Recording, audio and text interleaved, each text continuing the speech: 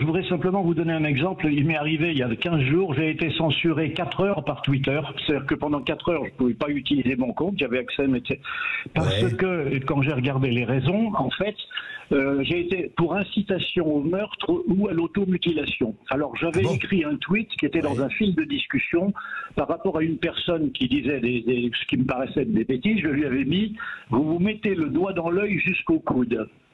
Parce qu'il faut essentiellement peut être mortel. Pour l'algorithme de censure, se mettre le doigt dans l'œil, c'est ou une tentative d'assassinat ou une automutilation. Je ne blague pas, hein, c'est très sérieux.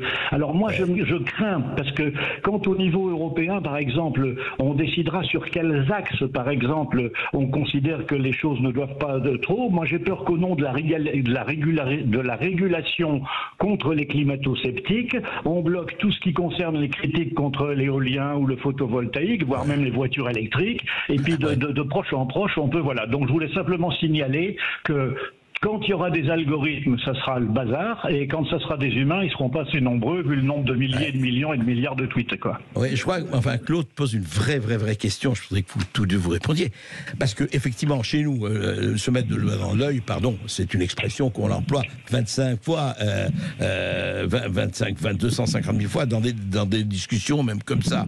Ce qui se passe, c'est que l'algorithme prend ça au sérieux en disant incitation à la haine au meurtre. C'est pas du tout un algorithme. Les algorithmes sont bien incapables à ce stade de c'est un être humain qui, par contre, n'est pas français, qui va avoir ça traduit dans sa langue vernaculaire à lui, pour qui ce n'est pas une expression. Si je vous dis il pleut des chiens et des chats, vous êtes complètement fou. C'est une expression, raining cats and dogs. Ça veut dire il pleut des cordes. Mais si tu te mets le doigt dans l'œil, c'est une expression. Bien sûr, mais traduit en anglais, ça n'est plus une expression. Oui, mais ça alors, devient autre chose. Non, mais vous posez vraiment le problème. Mais je demanderai aussi à Arnaud Demiglio. Non, mais Fabrice et Pellevoix, parlons de ça.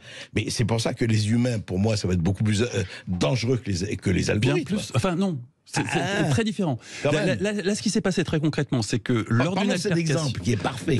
Il est très bon cet exemple. Ouais. Une altercation, quelqu'un utilise une expression courante qui n'est en rien une incitation au suicide, qui va être signalée par la personne adverse dans le cadre de ce conflit, qui va remonter un service de modération qui, à l'évidence, n'est pas francophone, qui va traduire avec des logiciels de traduction automatique une expression française tout à fait potache en quelque chose qui, dans une langue étrangère, peut apparaître comme quelque chose de menaçant, et qui, dans la mesure où la personne en question a entre 3 et 6 secondes pour prendre une décision de modération, va, dans le doute, considérer que c'est une incitation au suicide, parce qu'une fois traduit dans sa langue, ça peut apparaître comme quelque chose de menaçant. C'est terrifiant. Fin de l'histoire. Mais c'est terrifiant. C'est ce que vous dites est terrifiant. C'est le prix à payer pour avoir une modération qui se passe en quelques secondes. Alors, vu le nombre de problèmes, il faut qu'il y ait cette productivité. Oui, mais ce prix à payer, c'est toujours le moyen et la fin. Enfin, pour moi, ce que vous dites, et pas vous, Fabrice et Pellevoix, ce que signifie ce que dit Claude est terrifiant. Ça veut dire que Claude va s'adapter, Claude va apprendre dans sa dialectique à utiliser des mots qui ne prêtent pas ambiguïté une fois.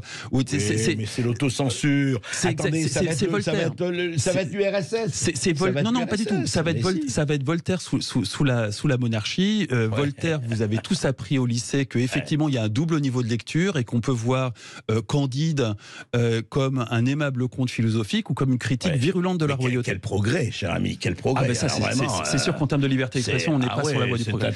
Mais il faut pondérer ça quand même par le fait que tout le monde a accès à cette sous-liberté d'expression, alors qu'hier, fondamentalement, vous y avez accès, certes, mais au bistrot du coin. Donc vous n'y aviez pas vraiment accès. Là, tout le monde y a accès. Effectivement, il y a des contraintes. Mais sous conditions et sous surveillance. Sous conditions, sous surveillance. Il faut apprendre à l'utiliser, il faut apprendre à contourner la censure. Mais on va apprendre.